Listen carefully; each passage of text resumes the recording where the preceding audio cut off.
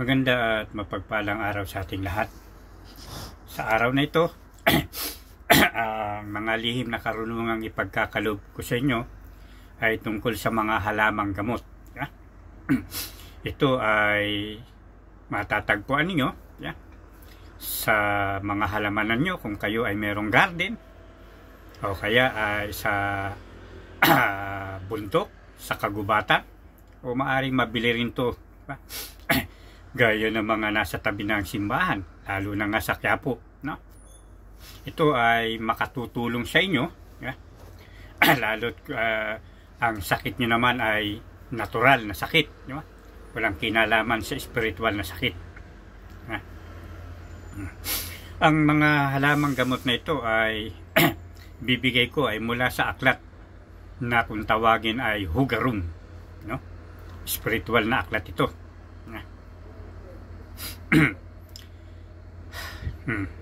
Ito, isa-isahin ko itong mga halamang gamot na makatutulong sa mga natural na sakit. Ang una ay yung tinatawag na Acapulco. Sa ano ito magagamit? Ito ay gamot sa anan o yung anan, di ba? Yung puti-puting batik na ganyan, di ba? Na nakikita sa balat ng tao, kahit sa ang parte ng katawan, yung iba ay lalo na sa muka. Ano ang dapat gawin sa halamang ito?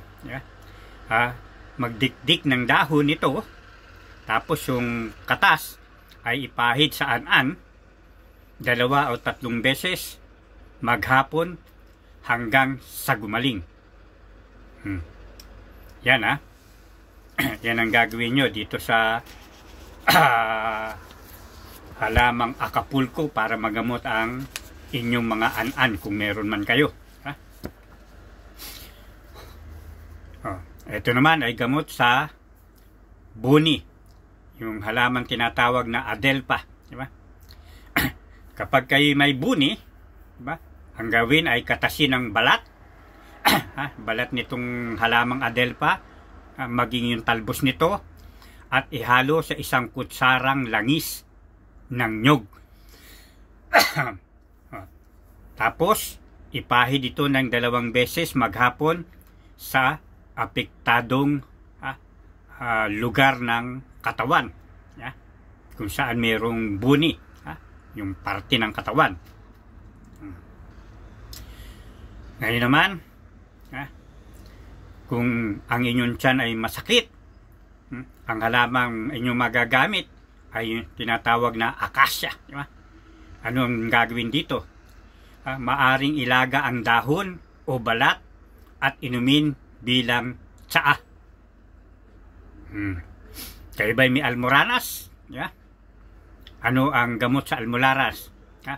Ito yung halaman o yung matatawag din naman nating gulay, di ba? Yung ampalaya. Paano to gamitin, di ba?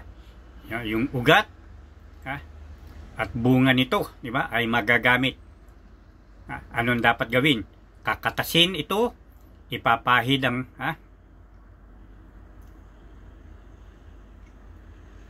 at, di ba, kumuha ng bulak, di ba, isawsaw doon sa katas, di ba, nung ugat o bunga ng ampalaya na siyang ipapahid mo sa almoranas. O kung meron namang hinimatay, di ba, na unconscious, di ba, nawala ng malay, kung meron kayo nitong halaman, di ba, o puno ng atis, di ba, ang gagawin niyo, kumuha kayo ng dahon, di ba, lamukusin nyo yung dahon, at ipaamoy doon sa nawala ng ulirat, di ba, yung nahimatay o nawala ng malay, di ba, paamoy yan at babalik ang kanyang malay, ang kanyang ulirat. Kayo ba ay may alta presyon o meron kayong high blood pressure, di ba, gusto nyo bang yan ay bumaba, di ba, bumalik sa normal? Ano ang halamang dapat na gamot dyan? Yung tinatawag na banaba, di ba? Ano ang dapat gawin? Yung dahon niyan ay ilaga at iinumin bilang tsaa 2 o hanggang 2 o hanggang 3 beses maghapon. Kung kayo naman ay nahihilo, di ba? At meron kayong, di ba?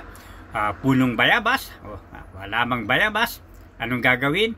Lapuritin, di ba? Sa kamay yung dahon at ipaamoy doon sa nahihilo.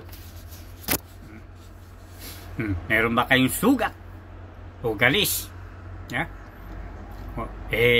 Ang gawin nyo, magpakulo ng mga dahon nitong bayabas, di ba?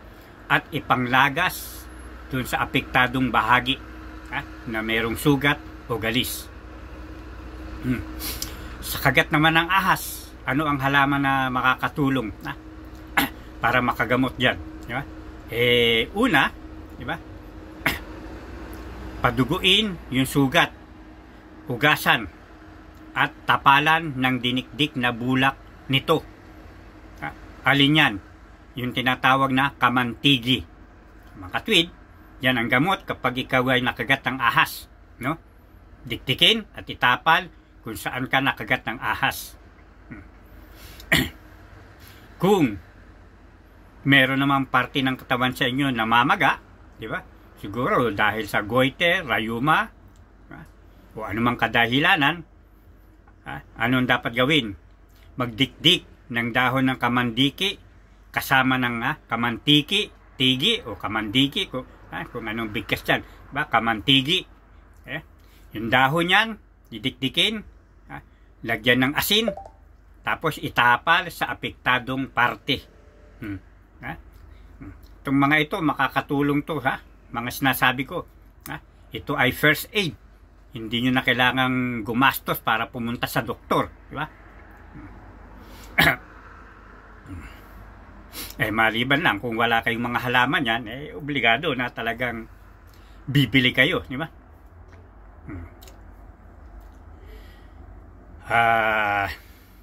Sa Almoranas din, meron pang isang halamang gamot na makakatulong dyan. Ito yung tinatawag na kamyas, di ba? Alam niyo yung kamyas, no? Bigla akong nangasim. Maasim yan, di ba? Masarap yan, Sasawsaw mo sa asin, tapos kakainin mo, no? Kakangasim. Anong gagawin? Magpakulo ng 3 tasang tinadtad na dahon nito. Makatwid, ang kailangan nyo yung dahon ng kamyas, diba? Sa 2 galong tubig. Pakuluan ito sa loob ng 10 hanggang 15 minuto. Tapos, ilagay sa malaking palanggana na maaaring upuan. Siguraduhin na ang init nito ay tama lamang upang kayaning maupuan upang maiwasan ang pagkapaso. Umupo ang may almoranas dito at gawing gabi-gabi o kahit na tuwing 2 araw. Kung may beki naman kayo, gamitin yung bunga ng kamyas, di ba? Yung mismong bunga. Diktikin, tapos ipahid sa namamagang bahagi sa loob ng 30 minuto, 3 beses kada araw. Galing, no? Meron ba kayo, ang gilagin nyo ba namamaga, yung gums, di ba? Ano ang gamot yan? Yung kaimito, di ba? Ang sabi sa aklat na ito, maglaga ng 10 dahon nito sa 2 basong tubig. Pakinggan nyo maigi, sundin nyo instruction, no? Tapos, pakuluan ng 10 minuto, 10 minuto lang, gawing pangmumog. Mas maganda yan, no? Kaysa sa Listerine. O kung ano man yung mga pinangmumumog natin, di ba? Ngayon, kung meron kayong, kung ang mga anak nyo ay may mga bulate, minsan kahit matanda nga may bulate, di ba? Ang maganda ay kainin, di ba? Ang bunga ng kaimito. Makatid, yung bunga ng kaimito, di ba? Maliban sa masarap ito, nakagagamot din para mawalan ka ng bulate sa loob ng tiyan.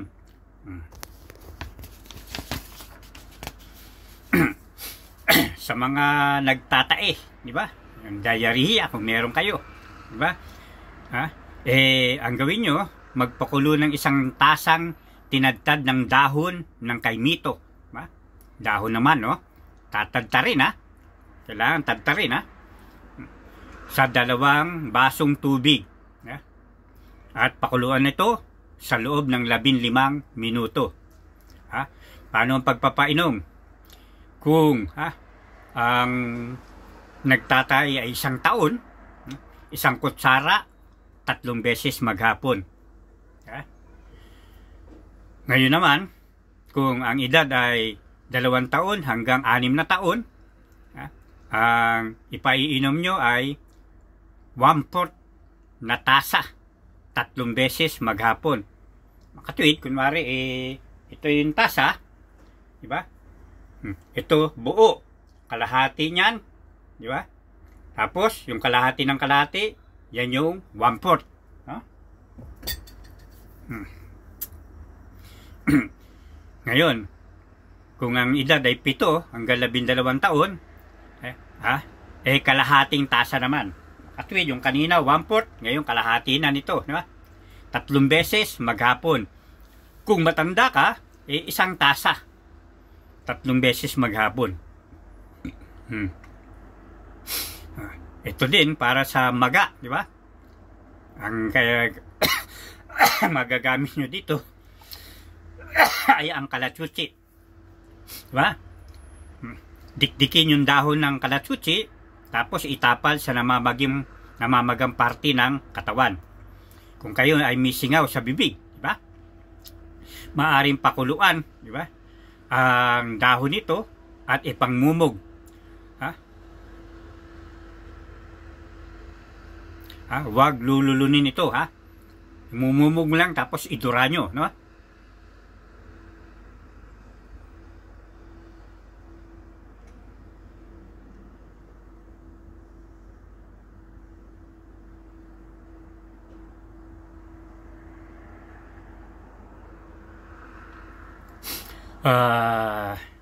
Meron ba kayong sore eyes? Diba?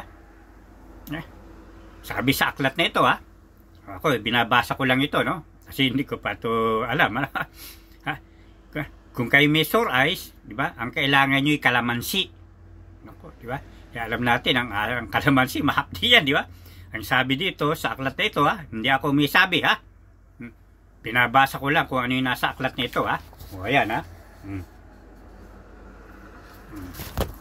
Ang sabi ay kung may sore eyes, magpatak sa mata nitong kalamansi, 1 patak lang, 1 patak lang, 1 tulo lang, hindi nyo dadamihan, 2 beses maghapon. Makatuwid, ngayon walang nalaman, no? Yung palang kalamansi ay gamot sa sore eyes, di ba? Yung katas nun, pero 1 patak, ha? Tantahin nyo, 1 patak. Kaya kung ako sa inyo, pigain nyo yung kalamansi sa baso, sa tasa, tapos dapat meron kayong eye drops, yun yung ipang sip-sip nyo, o tapos ipatak nyo, yun din yung 1 diin, 1 patak yun, di ba? Yun ang payo ko. Para makasigurado kayo na 1 patak lang ang maipapasok nyo, di ba, sa mata nyo. Kayo ba may alta presyon?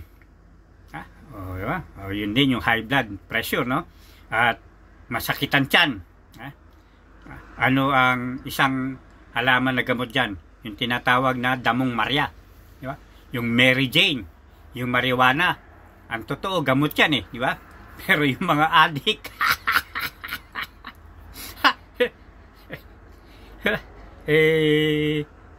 ginamit nila yan sa ibang pamamaraan, no?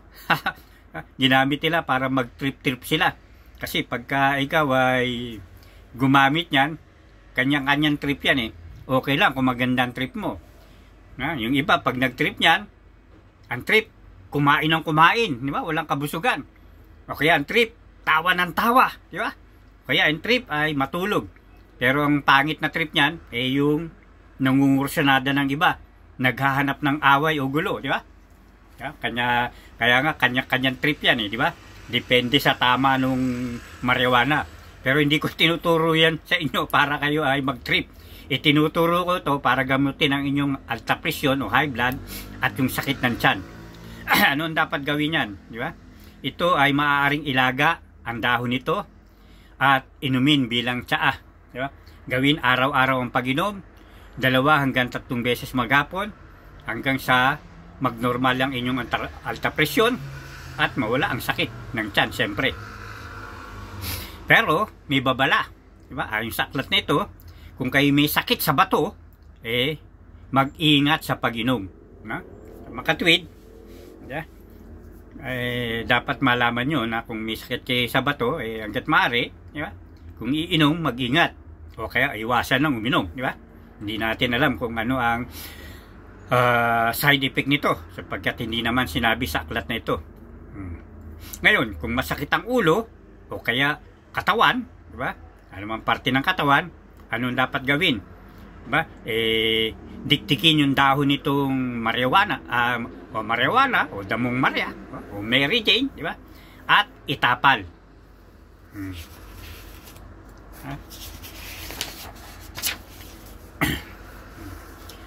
Ang isa pang gamot naman, o halamang gamot na makatutulong din ay yung tinatawag na duhat.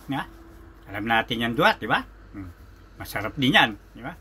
Lalo kung hinog na hinog, yung kulay, di ba? Violet, di ba? Ito ay gamot saan? O sa ano? Gamot din to sa alta presyon o high blood. Kung may high blood pressure ka, ano dapat gawin? Ilaga ang dahon nito, inumin bilang tsaa, 2 hanggang 3 beses sa maghapon. Gamutin din ito sa namamagang gilagid. Kung meron kayo namamagang gilagid, maglaga ng 1 tasang tinadtad na dahon. Tandaan, tinatadtad yung dahon sa 2 basong tubig. 2 basong tubig lang. Kung ano yung sinabi ko, yun ang sundin nyo, sapagkat yun ang sinasabi ng aklat na ito. At pakuluan ng 10 minuto. 10 minuto lang, hindi kulang, hindi sobra, eksaktong 10 minuto. Kaya mag-alarm kayo, para alam nyo na 10 minutes na yan. Okay, bantayan nyo, tingnan nyo lagi yung oras. At tapos, di ba, gamitin itong pangmumog. Imumog para siyempre pag namumog, di ba, dumadaan niya sa mga gums, so gilagid natin. Tapos idura nyo, huwag nyong lununin yung pinangmumog nyo. Pigsa. Minsan, di ba, nagkakaroon ng pigsa ang tao. Anong gamot dyan na halaman? Yung gumamela. Di ba? Yan, alam yan ng mga matatanda, ng mga sinauna. Talagang ginagamit yan, di ba? Anong gagawin, di ba, sa gumamela? Di ba? Yang gumamela may buko ng bulaklak, no? Ang gagawin dyan, dikdikin. Tapos lagyan ng kaunting asin. Tapos yan ang itatapal nyo doon sa merong pigsa. At yung pigsang yan, di ba? Ang tawag dyan, kusang lalabas, di ba? Ang pigsang yan, may matay ang pigsa yan, kusang lalabas yan sa balat. Meron ka bang balakuba, di ba? Hindi ka ba gumagamit ng Head and Shoulder? Napatalastas sa TV yung shampoo, di ba? Mas maganda ito dahil ito hindi chemical. Ito yung tinatawag na gugo. Ito ay nakikita ko to sa aking lola noon, di ba? Ginagamit niya yung gugo, di ba? Para pang shampoo niya sa buhok niya, di ba? Ibinababad niya sa tubig. Alam ko nga, pinipigaan niya pa rin niya ng kalamansi. Dito sa aklat na to nasabi, kung may balakubak, ibabad sa isang palanggana ito sa loob ng 3 minuto. Ganyan ginagawa ng lola ko. Pigain ang katas sa tubig, dagdagan ng 3 kalamansi, basain ang buhok nito. Ay, ganun din. Gaya din ang ginagawa ng lola ko, di ba? Talaga ito mga halamang mga halamang gamot na ito ng mga matatanda, yan ang ginagamit ng sinaiuna, di ba? Wala pa yung mga medical na yan, yung mga doktor ng medisina na mga kung ano-anong mga chemical na naimbento na pag pinainom sa'yo, may side effects sa katawan yan. Maaaring nagamot yung diarrhea mo, pero yung intestine numipis. Meron akong kaibigan, doktor, di ba? Kaya sinasabi niya sa akin yan. Ang totoo, pag bumili kayo ng mga medisina, di ba, pag binasa nyo yung yung mga sa brochure niyan, di ba, sa leaflet, di ba, nandun nakalagay yung side effect Di ba? Sinasabi naman kung ano magiging side effect. Kaya hindi ako umiinom ng gamot, ng medisina. Kung meron man, bihira, no? Bihira yung lang antibiotic, no? Pero bihira lang yan, no? Sige. Meron ba kayong alipunga? Yan yung sa paa, di ba? Na mabaho yan, di ba? Yung alipunga. Di ba? Nakakukuha yan kung nababad maigi yung mga paa mo sa tubig, lalo na kung yung tubig ay marumi. Yan din, di ba? Sa baha, di ba? Pag nababad yung paa mo, magkakaroon ka ng alipunga. Anong gamot yan? Ang sabi dito, yung labanos. Alam niyo naman yung labanos, di ba? Yun yung maputi, di ba? Maputi. Di ba? Na pagka sinasabi natin sa mga chicks, sa mga makikinis at mapuputing babae, di ba? Lalo na maputi ang legs. Uy, kutis labanos. Labanos-nos. Ang sarap tingnan. Yeah? Ano gagawin dito sa labanos? Yeah? Di ba? Ito'y kakatasin mo rin. Diba? Tapos ipahid ang katas nito sa paa ng 2 hanggang 3 beses sa maghapon. Nilalagnat ba kayo at inuubo? Ano ang gamot dyan na halaman? Yung tinatawag na lagundi. Yeah? Anong gagawin sa lagundi? Maglaga ng kalahating tasa. Yeah? Tapos, durugin yung sariwang dahon nito sa 2 basong tubig sa loob ng 15 minuto. Paano ipainom? Ito, pag 1 taon, 1 kutsara, 3 beses maghapon. Pag ang edad ay 2 hanggang 6 na taon, 1/4 na tasa, 3 beses maghapon. Kung ang edad ay 7 hanggang 12 taon, kalahating tasa, 3 beses maghapon. Pag matanda na, di ba? Ibig sabihin, 13 pataas na yan. 1 tasa, 3 beses maghapon. Yan ay siya nilalagnat at inuubo. Kung meron ding sipon, pwede din itong ipainom. Beke. Yung namamaga yun dito, di ba? Beke. Naranasan ko yan magka-beke nung maliit ako eh. Ano ang gamot dyan? Yung makaya. Alam natin yung dahong makaya, di ba? Na parang damo yan na pag natapik mo, tumitikom. Kaya nga tinawag na makaya. Kumbaga, masanggi mo lang para siyang nahihiya. No? Tumitikom yung mga dahon. Anong gagawin dito sa halamang makaya? Para magamot ang yung beke. Magdurog ng dahon. Katwid, kailangan mo yung dahon nito. Tapos, nadurog, itapal sa namamagang bahagi sa loob ng 3 minuto, 3 beses maghapon. Kayo ba ay may bukol? Basta't bukol, ano? O ano ang gamot? Yung halamang, kung tawagin ay mayana. Kumuha ng dahon nito, diktikin, at ito ang itatapal sa bukol. Mainam din ito na panapal kung meron kayong pasa sa katawan o nananakit na bahagi ng katawan. Yung pasa, di ba? Halimbawa ay nauntog kayo, di ba? Yung pasa ay yun yung parang may naiwan ng itim-itim, di ba? Di ba? Pasa, di ba? Yan yung pasa, di ba? Diyan mo itapal para mawala yung pasa o gumaling yung pasa. May galis ka ba o kurikong, di ba?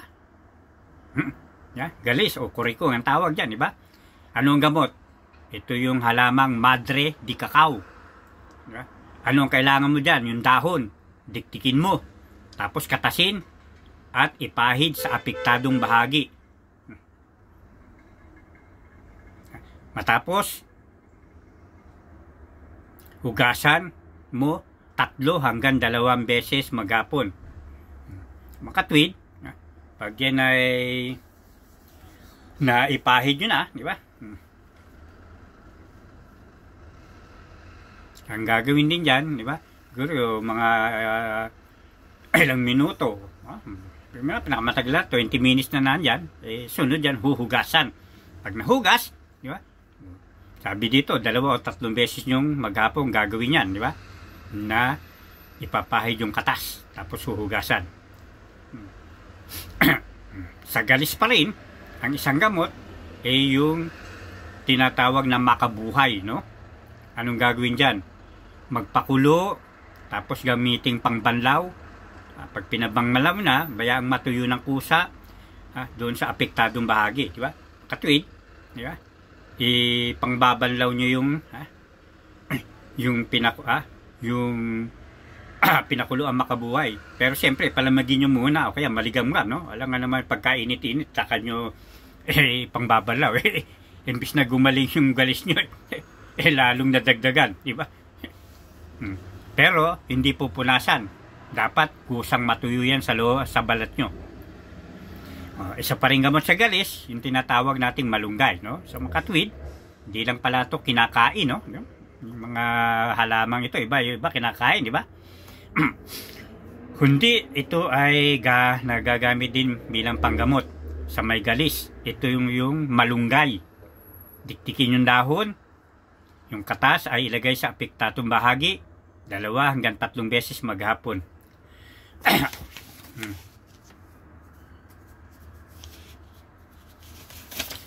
At tingnan muna natin yung ibang page nito. Ang karugtong. Asan yung karugtong ito?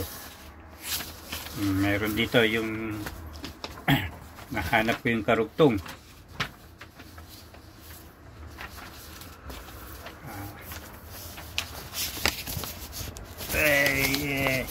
Kasi ang binasa ko sa inyo ay page 53. Hinahanap ko yung page 54. Saglit lang para lahat ng halaman maibigay ko na sa inyo.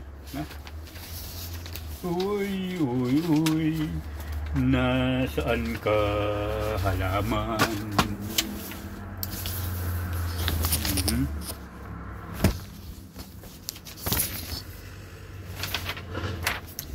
Oh.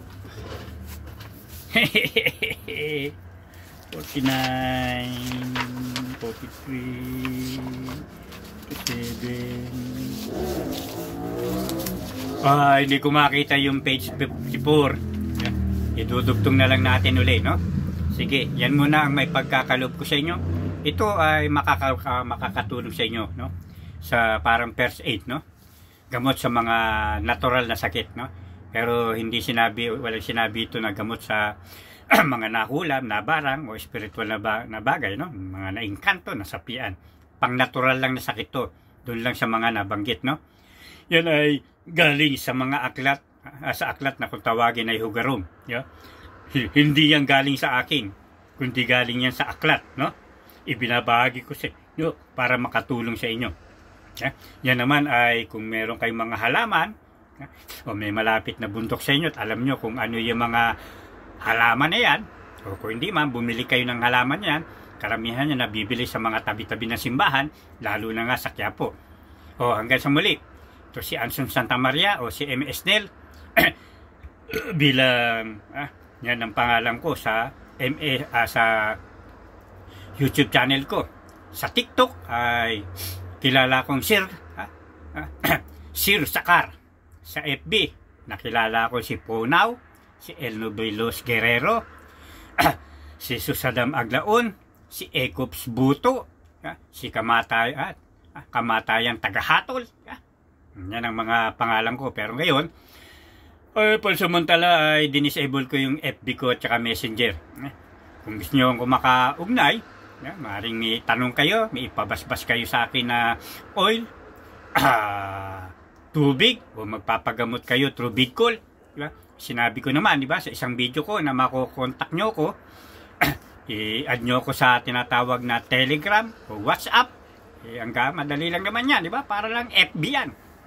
Facebook o sa TikTok, i-download nyo lang yan sa, diba, sa inyong Play Store o Apple Apple Store, diba? Depende kung ano ang inyong cellphone o nagamit. Pag na-upload nyo na lang, mag-create ka ng account, tapos. At kung gusto nyo akong i-add sa WhatsApp at Telegram, isa lang number na gamit ko, yan yung +44. Yan yung code number ng bansang ng United Kingdom. Tapos ang number ay 7309-8648 0917-888-9868. Yan hanapin nyo. At doon lalabas yung pangalan ko, no? I-add nyo na ako at i-message nyo ako. Pwede nyo kong i-bid call. Yeah. I-chat. Depende kung ano ang nais nyo. Hanggang sa muli. Mapagpalang araw sa ating lahat.